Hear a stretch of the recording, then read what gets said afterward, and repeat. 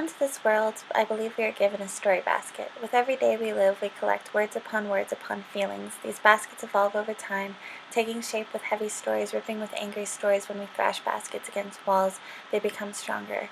Gentle ones welcoming rougher ones like a bed of moss, we receive stories of others and carry them with us.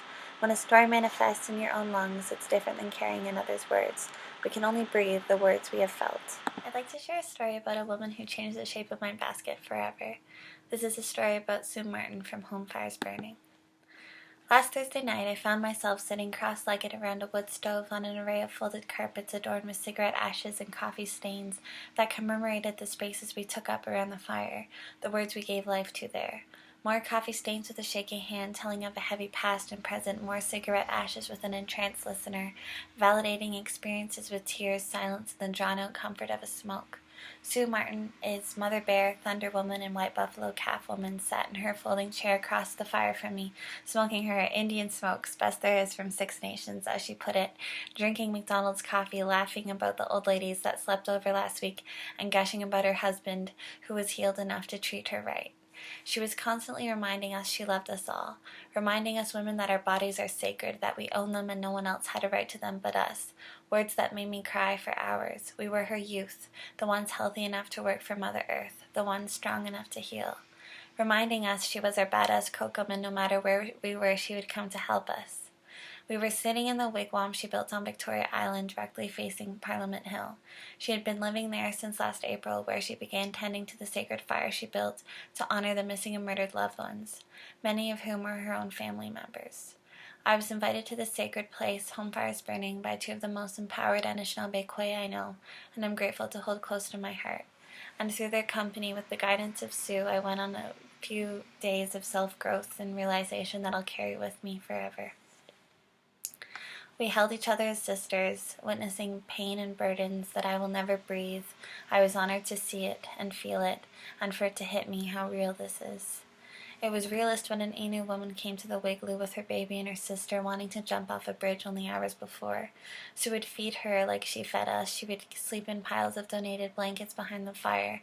Sue would share her teachings like an elder, though she never wanted us to mistake her for one.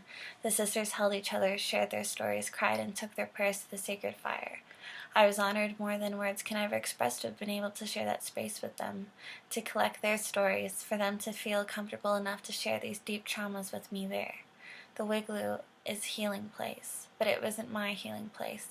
It wasn't my place to seek solace from. It was for the Indigenous brothers and sisters, but somehow I found myself deeply crying a new type of cry I've never felt before. It was a recognition of being type of cry, a cry that filled me up and broke down all the walls of my identity I sheltered my vulnerability with, a cry that shattered my ego and humbled me down to the swollen soils of Mother Earth. Sue had so much to be angry about, with a daughter murdered, abusive marriages, and the slow watch of all the quickly placed crimes against her people's existence. How could she not be screaming? I didn't understand. I felt sick with the stories of trauma that I hadn't even experienced. She could still cry. She was not numb. She kept her voice soft and smiled at a greater proportion than anything else. And she kept telling us she loved us. She kept feeding us and keeping us warm and calling us her children. And she did this for every single woman and man that came to her. She is love. She is the definition of peace. She is someone I'll honor every day I wake up. She is the definition of the good mind that I was so grateful to meet. The realness I was humbled with is this. After coming to Trent, I've insulated my Facebook feed and social media sphere with Indigenous issues, activism, and solidarity. Most of the friends I make are in the same mindset. We're all settlers and we talk about these issues with frustration, sadness, and hunger for change. But these aren't our babies waiting to be adopted, that were stolen from us. These aren't our sisters going missing. These aren't our mothers and fathers on the street being denied fundamental human rights like clean water. We have a choice to turn our eyes when the pain is too much, and they don't. It's reality.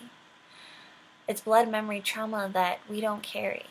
The issues talked about in Indigenous studies are not concepts or historical blips like the rest of academia. They are now, they are real, they are weaved into the existence of all Indigenous peoples, of us too, of people talking these words. It's so real, we're all part of this fabric of oppression.